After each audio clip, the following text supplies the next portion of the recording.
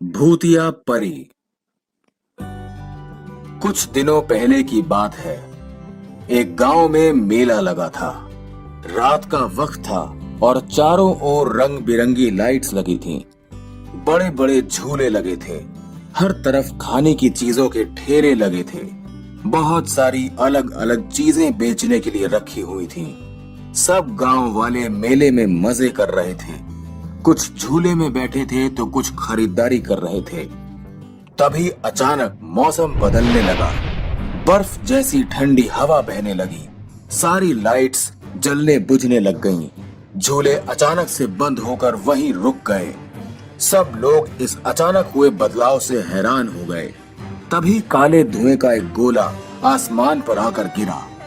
उस धुएं में से एक परी बाहर आई, लेकिन वो कोई सामान्य परी नहीं थी। वो एक भूतिया परी थी। उस परी को देखकर सब इधर उधर भागने लगे। लोगों को भागता हुआ देखकर उस भूतिया परी ने अपने मुंह से काला धुआं निकाला। सब लोग उस धुएं के अंदर फंस गए। अरे भागो भागो, ये सब क्या हो रहा है? ये चुड़ैल यहाँ कैसे आ गई? ये चुड़ैल है या परी? परी के भेष में चुड़ैल आई है या चुड़ैल के रूप में परी? समझ नहीं आ रहा है। लेकिन इसने ऐसे हमें धुएं के अंदर कैद क्यों किया है?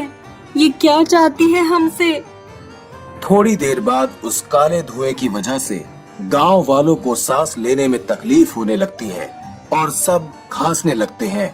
उन लोगों को खांसते देखकर चुड़ैल जोर जोर से हंसने लगती है।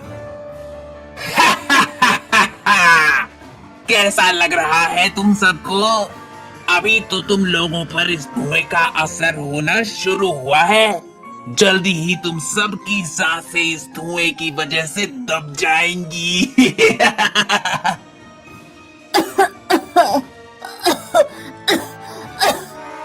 लेकिन तुम एक परी होकर हम लोगों को तकलीफ क्यों दे रही हो? हम लोगों ने क्या बिगाड़ा है तुम्हारा?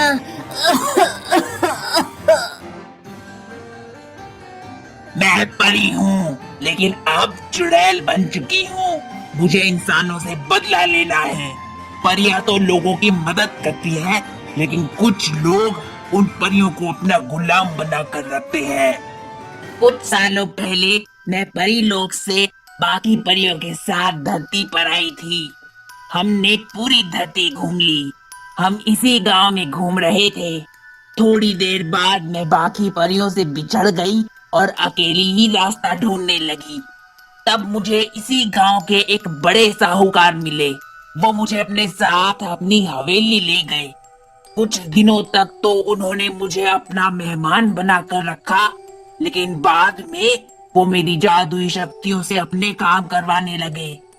पहले तो मैं भी उनके सब काम करवा देती थी, लेकिन फिर उन्होंने कुछ गैर कानूनी काम मुझसे करवाने चाहे। जब मैंने उन्हें गैर कानूनी कामों में मदद करने से इनकार कर दिया, तो उन्होंने मुझे कैद करके रखा।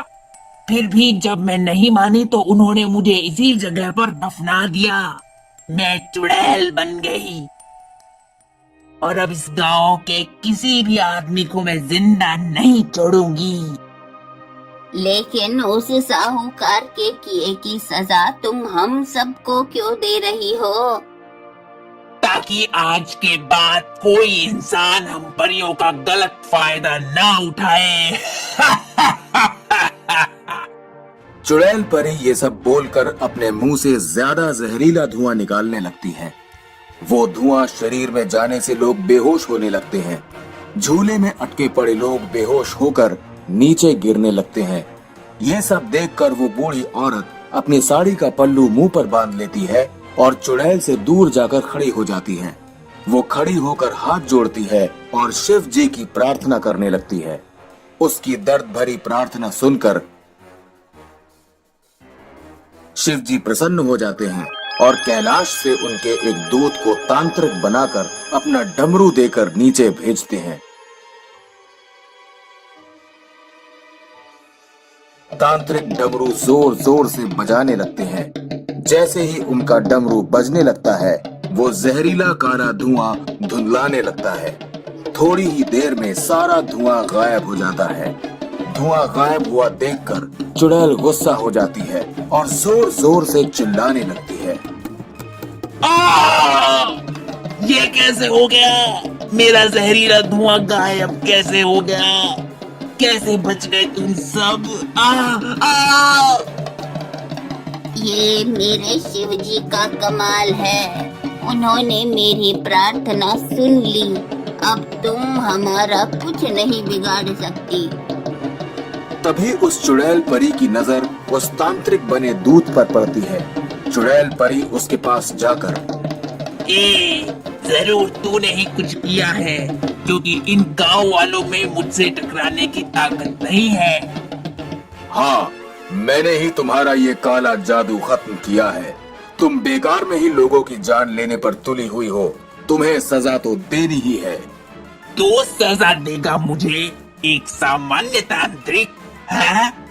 चुड़ैल परी तांत्रिक पर हमला करने के लिए उसके पास जाती है। तांत्रिक फिर से शिव जी का डमरू बजाने लगता है और शिव जी की शक्ति से वो चुड़ैल परी उस डमरू में समा जाती है। फिर तांत्रिक डमरू को लेकर गायब हो जाता है और उसके बाद गांव का माहौल पहले जैसा हो जाता है और सब गांव वाले फिर से मेले का मजा उठाने लगते हैं।